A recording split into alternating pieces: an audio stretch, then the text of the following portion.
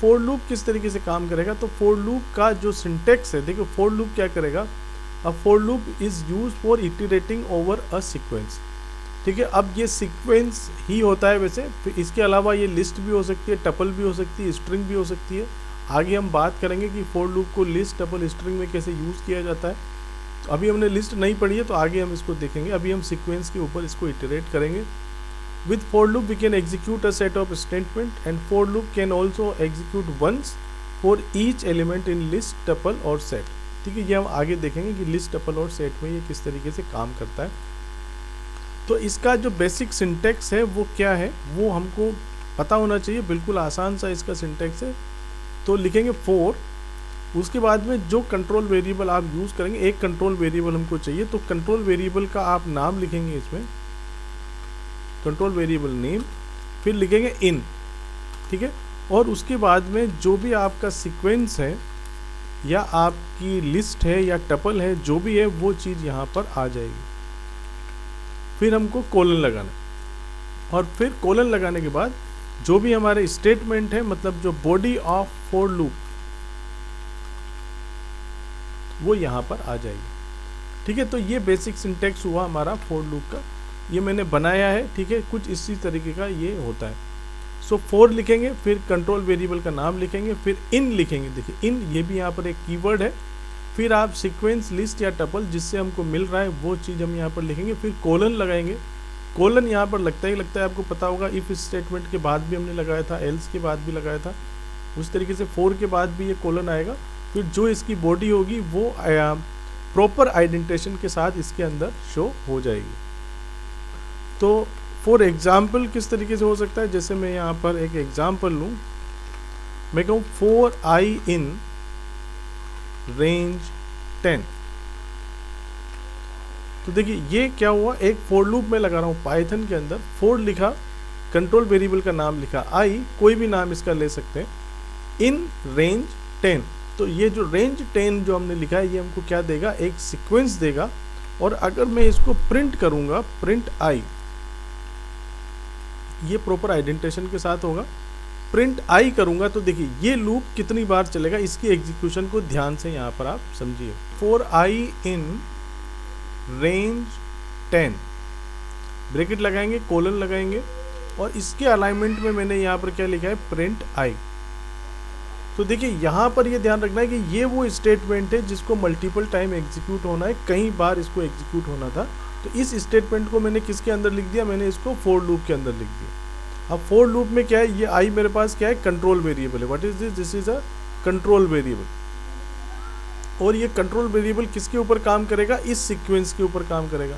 और ये सीक्वेंस मुझे क्या देगा, देखिए ये सीक्वेंस मुझे देगा एक सीक्वेंस जो कि 0 1 2 3 4 5 6 7 8 9। ठीक है, ये तो हमको समझ में आ गया कि रेंज 10 लिखेंगे तो 0 to 9 हमको नंबर मिलेगा। तो यहाँ पर आप देखिए कि आई की ये जो सीक्वेंस यहाँ पर हमको मिला है, तो आई की सबसे पहले वैल्यू कितनी होगी, 0 होगी। आई की वैल्यू कितनी होगी, 0 होगी। तो आई की वैल्यू 0 होने के बाद ये इस फोर लूप के अंदर आएगा, प्रिंट क्या करना है, आई को प्रिंट करना है। मतलब क्या प्रिंट हो जाएगा, 0 प्रिंट हो जाएगा।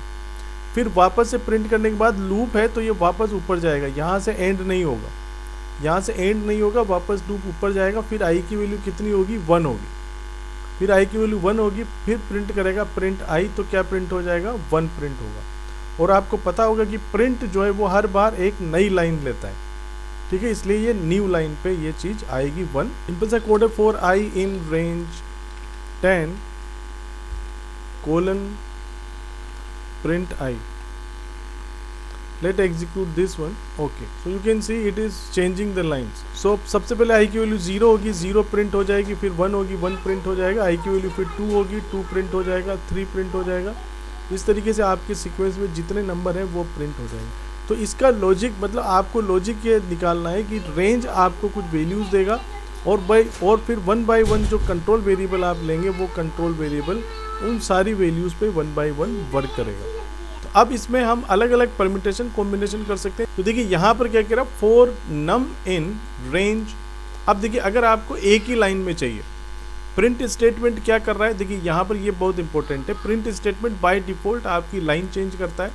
अगर आपको एक ही लाइन में आउटपुट चाहिए तो क्या लिखना पड़ेगा, एंड इक्वल्स टू, फिर ये आप सिंगल या डबल कोड को एंड कर दीजिए तो वो सेम लाइन में हमको आउटपुट देगा।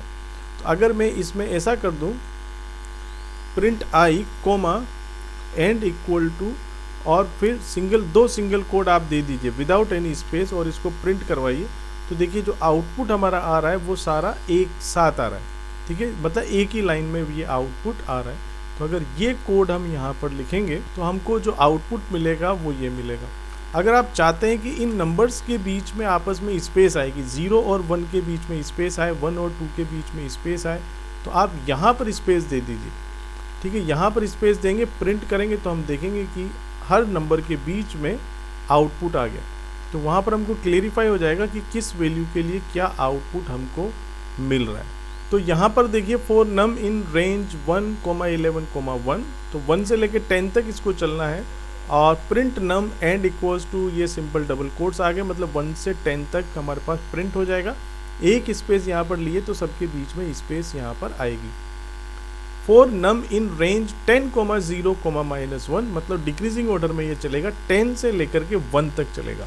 ये मैंने बताया स्टेप अगर -1 है तो यहाँ से लेकर के दिस +1 तक ये चलता है, मतलब 10 से लेकर 1 तक ये चलेगा।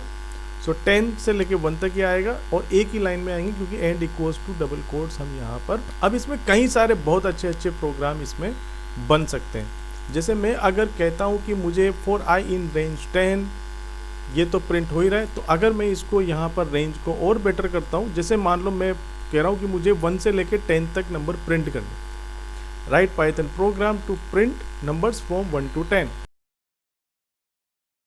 So how we can do this? So simply, as we have to print numbers from 1 to 10, so we can use the for loop for I in range, and then we have to design the range function in such a manner that it gives us a sequence having number from 1 to 10. So what we should write here?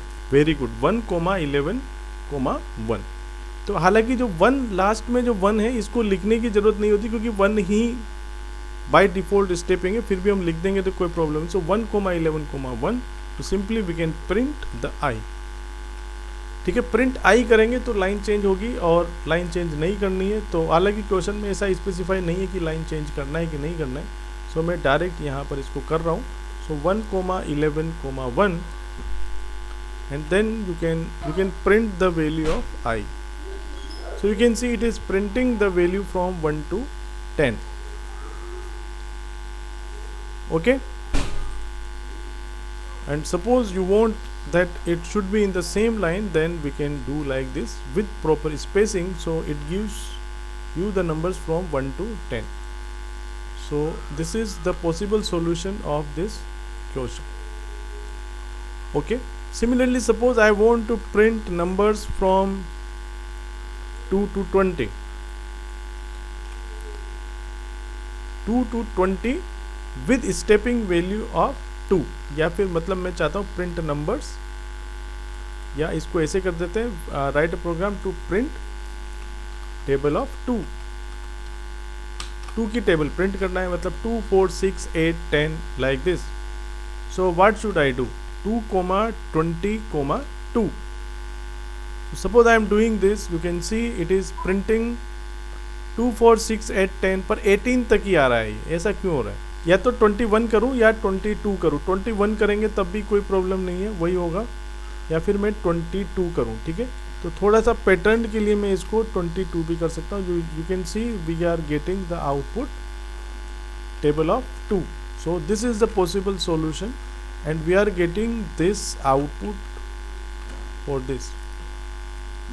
Okay, similarly, suppose you want the table of 3, then you can design as per your own.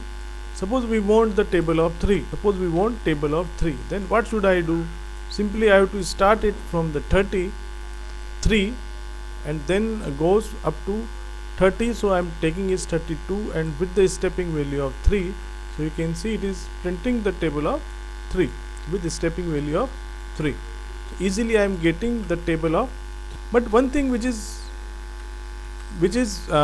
very important that यहाँ पर जो output हम देख रहे हैं उस output के हिसाब से हम क्या कर रहे हैं, हमारी रेंज को डिफाइन कर रहे हैं। देखो इसको बिल्कुल ध्यान से समझना।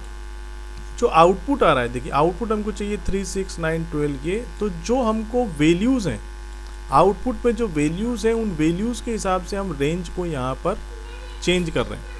जबकि एक लॉजिक, बहुत से प्रोग्रामर ये लॉजिक भी अपनाते हैं, उसमें क्या करते हैं कि रेंज को वो डिफ़ाइन करते हैं कि कितने आइटम उनको चाहिए, जितने आइटम चाहिए उसके हिसाब से रेंज को डिफ़ाइन करते हैं। फिर क्या आइटम चाहिए उसको फिर आई की हेल्प से उसको ड्राइव कर देते हैं। तो जैसे मैं यहाँ पर 3 की टेबल चाहता हूँ, तो मुझे कितने आइटम चाहिए, मुझे आउटपुट पे 10 आइटम चाहिए, मतलब लूप मेरा 10 टाइम्स चलना चाहिए। तो मैं सिंपल यहाँ पर क्या कर दूंगा 1,11। तो ये मुझे सिंपल क्या देगा 1 से लेके 10 तक के नंबर देगा। तो आई के अंदर जो होगा वो क्या होगा 1 से लेके 10 तक के नंबर आएंगे। तो अब जब मुझे यहाँ पर प्रिंट करना है तो आई की जगह पर मैं यहाँ पर क्या प्रिंट कर दूँ, अगर मैं 2i प्रिंट कर दूँ, देखिए समझिए इसको, आई की जगह पर क्या प्रिंट कर दूँ 2i प्रिंट कर दूँ, तो सबसे पहले आई की वैल्यू होगी 1, तो 2 मल्टीप्लाई बाई 1 मतलब 2 प्रिंट हो जाएगा। फिर 3 मल्टीप्लाई बाई 2, जब आई की वैल्यू 2 होगी तो 6 प्रिंट हो जाएगा, सॉरी 4 प्रिंट हो जाएगा, लाइक दिस। तो आई की वैल्यू 1 है तो 2 मल्टीप्लाई बाई 1, आई की वैल्यू 2 है तो 2 मल्टीप्लाई बाई 2, आई की वैल्यू 3 है तो 2 मल्टीप्लाई बाई 3, तो सिंपल 2 की टेबल प्रिंट हो जाएगी। इस तरीके से अगर 3 की टेबल चाहिए तो यहाँ पर 3 कर दो, 4 की टेबल चाहिए तो 4 कर दो, 5 की टेबल चाहिए तो 5 कर दो। तो सिंपल इस जगह पर चेंज करने से मेरा सारा काम यहाँ पर हो रहा है, तो ऊपर रेंज चेंज नहीं किए मैंने। तो कभी ये भी लॉजिक बिल्कुल सही होता है कि रेंज को आप यूज़ कर लीजिए कितने आइटम हमको चाहिए, फिर जो वैल्यू चाहिए तो उस वैल्यू को आप आई की हेल्प से ड्राइव करने की कोशिश कीजिए, तो ये भी सेम आपको 2 की टेबल देगा। सो this is this also, and suppose we want the table of 3, then simply change it to 3 and you can see we are getting the table of 3. So what should I do in 1,20,2?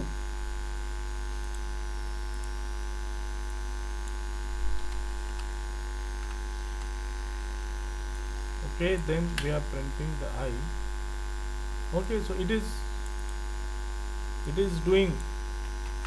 printing the desired output.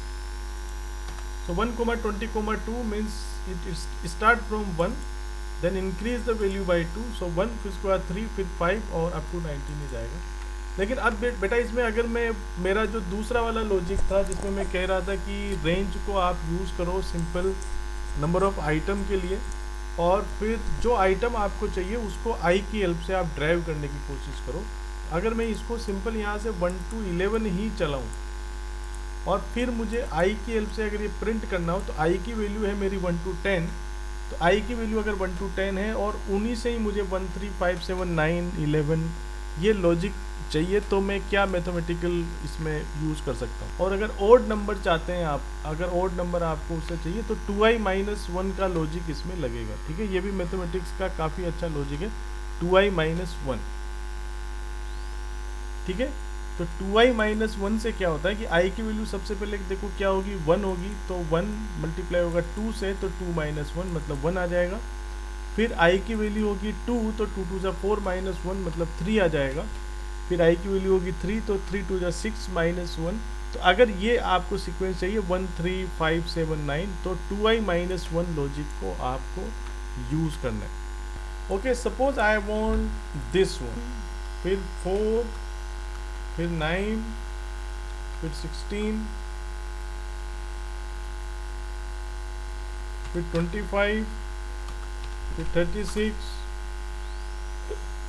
फिर 49, फिर 64, then 81, then suppose 100. I want this pattern. And the beauty of for loop is this, आप for loop में एक जरा सा change कीजिए। यहाँ पर जैसे 1 to 10 मुझे ये चाहिए था, आप यहाँ पर क्या कर दीजिए, इसको 110 कर दीजिए। तो देखिए सारे आपको लगभग 1 से लेकर के 109 मतलब टोटल आपको 109 नंबर मिल गए, 109 या ओड नंबर मिल गए। तो ये इसकी फोर लूप की ब्यूटी है कि एक सिंपल नंबर चेंज करने पर आप इसको कितना ही बड़ा कर सकते हो। 2 लाइन के कोड से कितना बड़ा आउटपुट यहाँ पर आ गया। बात समझ में आई कि नहीं? अगर मैं इसको यहाँ पर 500 कर दूँ तो देखिए ये 500 तक के नंबर मिल गए। ये देखिए चलता जा रहा है प्रोग्राम। तो ये मुझे मतलब 500 नंबर्स देगा टोटल 2i-1 को। तो 500 देगा तो 997 तक ये जा रहा है 1 से स्टार्ट होते हुए। So this is the beauty of for loop. Now I want this pattern 1, 4, 9, 16, 25, 36, 49, 64, 81 and then 100. So you can see what is this? This is the square of each number from 1 to 10. Square of 1 is 1, square of 2 is 4, square of 3 is 9, square of 4 is 16. So what should I do in this? अब देखिए यहाँ पर अगर आप इसके हिसाब से अगर रेंज फंक्शन को डिफाइन करेंगे तो नहीं हो पाएगा।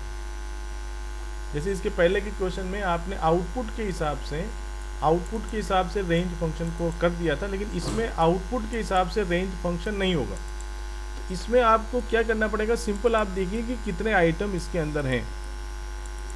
ठीक है, 10 आइटम है तो रेंज को आप 10 तक ही चलाइए, सिंपल 1 to 10। और फिर क्या चाहिए, हर आइटम को आपको स्क्वायर चाहिए। तो instead of printing the i we have to print the i multiply by आई।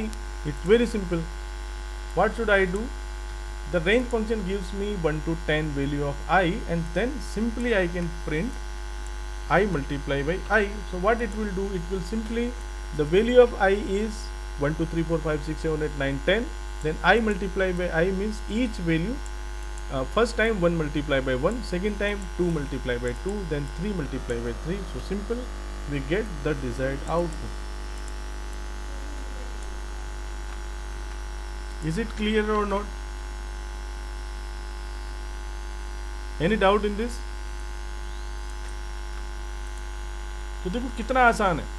अब अगर आपको क्यूब चाहिए, सबके क्या चाहिए, क्यूब चाहिए। यहाँ पर 1 चाहिए, फिर 2 का क्यूब कितना होता है, 2 2 जा 4, 4 2 जा 8, फिर 3 का क्यूब कितना होगा, 3 3 जा 9, 9 3 जा 27, फिर 4 का क्या होगा, 64। इस तरीके से क्यूब चाहिए मुझे। सपोज 10 का फिर क्यूब चाहिए, तो 10 का जो क्यूब होगा 100 1000।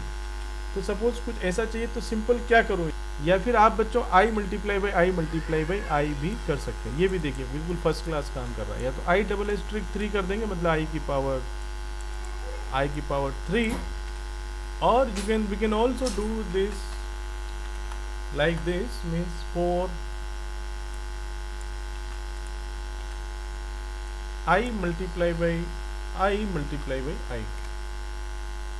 like this।